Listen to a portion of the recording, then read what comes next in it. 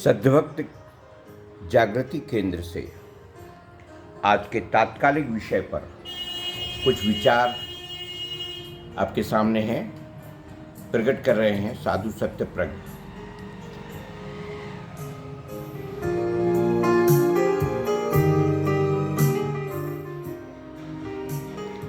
प्रिय बंधुओं, आज मुझे विवश किया है कल आने वाली अक्षय तृतीया, कल गया हुआ सूर्य ग्रहण और एक महीने के व्रत उपवास के बाद समाप्त होने वाला उपवासों का मास, रोजे और आने वाली ईद। मेरा आपसे निवेदन है कि त्योहार क्यों मनाए जाते हैं, ये समझे तो सही। जीवन ऊब जाता है एक तरह जी जी करके, तो उसमें परिवर्तन की लालसा होती है, रिचार्ज होता है। तो त्योहार जीवन को रिचार्ज करते हैं, और उन त्योहारों में रिचार्ज के साथ साथ अगर क्वालिटी जुड़ जाती है, गुणवत्ता जुड़ जाती है, हम जिस महामानव के नाम का आधार बनाकर परमात्मा को साक्षी मान करके उन दिनों को जीते हैं, तो मान लीजिए कि हमने अपना परिशोधन किया है, संशोधन किया है, शुद्धता की ओर बढ़े हैं। इसलिए मेरा निवेदन है कि ये जो रमजान है, अगर हिंदी में अगर आप इसे तोड़ें, रमजान प्राणों को लीन कर देना, काहे में? अध्यात्म यानी स्वयं के मूल्यांकन में। स्वयं का मूल्यांकन ही तो जिहाद है। जिहाद हम अपनी कमजोरियों को दूर करने का जो उपाय करते हैं, कमजोरियों को दूर करते हैं, उनको समझते हैं, वही जिहाद है। अंतरंग की शुद्धता के लिए की जा रही कोशिशों को जिहाद कहते हैं। कौन समझना चाहता?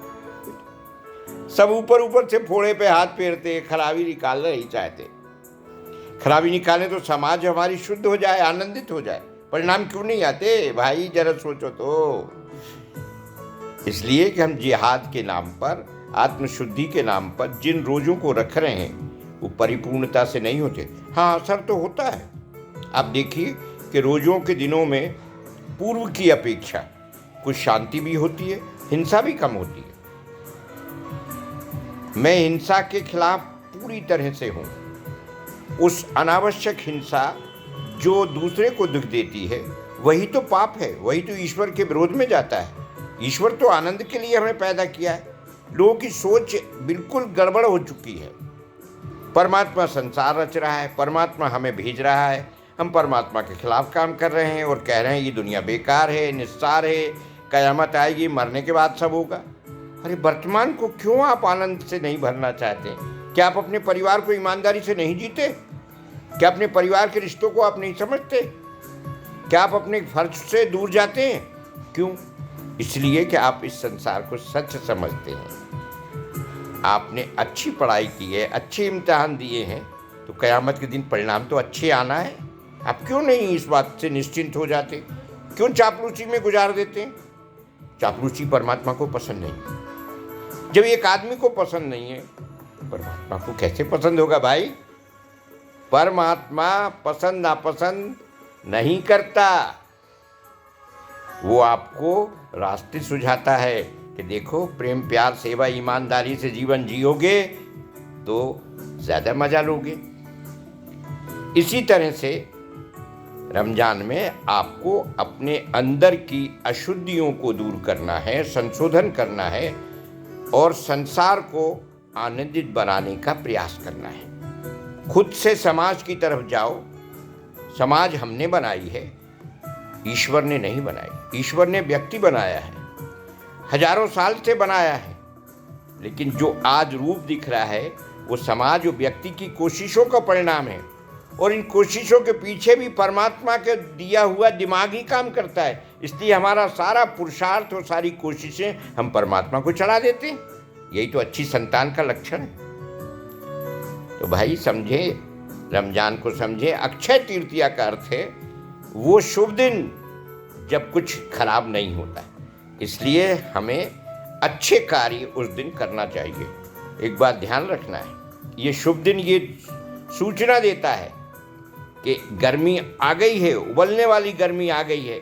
आप अपने शरीर को, आपके मन को नियंत्रित करके चलें, जिससे कि आपका घाटा ना हो जाए, आपका स्वास्थ्य खराब ना हो जाए। आप ज़्यादा पानी ना फैलाएं, आप ज़्यादा ऊर्जा बिजली खर्च ना करें। आप संयम के द्वारा रसीले पदार्थों का सेवन करें, जिससे आपके ये गर्मी के 3 महीने आसानी से निकल जाएं।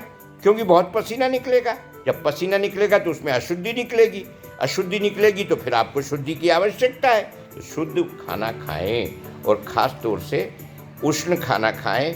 उष्ण से मेरा मतलब ताज़ा खाना खाएं। साथ में आप रसीले द्रव्यों का सेवन करें, आपकी प्रकृति के हिसाब से करें। हर व्यक्ति की प्रकृति कुदरत में अलग बनी गई, वात पित्त कफ, गर्म शीतल और मायावी वातानुकूल। तो ये ध्यान रखें। आपके पास पैसा बहुत हो गया है, आपके पास सुविधाएं बहुत हो गई हैं, इससे आपका बहुत बड़ा नुकसान हो रहा है। आपकी प्राकृतिक दुख सहने की क्षमता कम हो रही है, इसलिए आप सारी सुविधाओं को लेते हुए भी इस बात का ध्यान रखें कि सुविधाओं के गुलाम न बने। सुविधाओं के गुलाम बन जाएंगे तो आप अपनी रोग निवारक क्षमता को कम करेंगे। आपने देखा होगा पश्चिम के लोग कोरोना में ज़्यादा निपट गए हमारे देश की अपेक्षा। ये सोचना है आपको, हमारी गुणवत्ता, हमारी इम्यूनिटी, हमारी रोगों से लड़ने की क्षमता बनी रहना चाहिए। एक बात और ध्यान रखिए, स्वास्थ्य महंगे खाने में नहीं है, ऊंचे दिखने में नहीं है। कई बार बहुत सस्ती चीज़ें बहुत स्वास्थ्यप्रद होती हैं, पर हमारी मानसिकता है जो महंगा है सो अच्छा है, जो दूर का है सो अच्छा है, जिसमें कठिनाई आ रही सो अच्छा है। ये सब पागलपन है। जो अच्छा है सो अच्छा है, चाहे वो दूर का हो, चाहे पास का हो, चाहे तेरा हो, चाहे मेरा हो, चाहे पश्चिम का हो, पूरब का हो, किताब का हो, ज्ञान का हो, अच्छा है सो अच्छा है। अच्छे की कसौटी है आपको लाभप्रद हो, उपयोगी हो। ये चिन्ह अगर आपको आ गया तो आप समझदार हो गए। विद्वान भले ना हो, विद्वान तो झगड़ा कराते हैं, ये ईश्वर के खिलाफ चलते हैं, ईश्वर के गीत गाते हैं। ईश्वर वही तो संपूर्ण ताकत का नाम है जिसके कारण हम सब चल रहे हैं। मैं बोल रहा हूँ, आप देख रहे हैं, आप सुन रहे हैं, सब कुछ ईश्वर का काम है। उसके पीछे उसकी ताकत है, ऊर्जा ऊर्जा ऊर्जा। आओ ईश्वर को एक बार फिर से हृदय से नमन करें और उसके संसार को संवारने की कोशिश करें। यही आज का धर्म है। जय सत्य।